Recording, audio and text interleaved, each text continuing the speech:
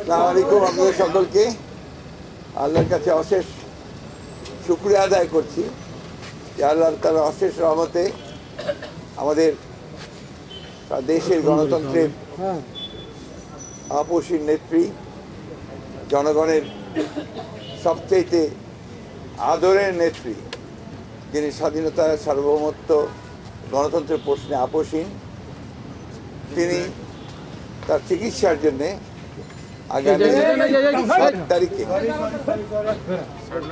আগামী 7 তারিখে তিনি সম্ভবত রাতে লন্ডনের উদ্দেশ্যে যাত্রা করবেন তার চিকিৎসার জন্যে।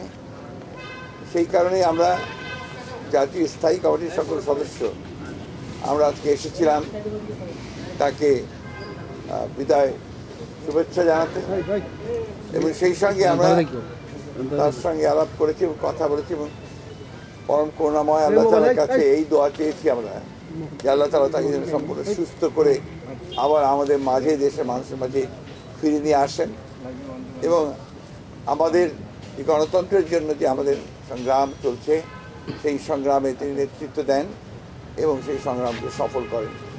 বাংলাদেশের মানুষেরও সেই প্রত্যাশায় আমরা আল্লাহ তাআলার কাছে দোয়া করছি যে তার এই যাত্রা যেন সফল হয়, তিনি সুচিকিৎসা করে আবার আমাদের মধ্যে ফিরে আসতে পারেন। এই বিষয়ে আরোগুলো আলাপ হয়েছে, আমাদের সেই রকম কোনো ধরনের রাজনৈতিক আলোচনা হয়নি। আমরা সবাই তিনি যেন সুস্থভাবে যেতে পারেন এবং ফিরে আসতে পারেন সেই কামনা করেছি। ধন্যবাদ আপনাকে।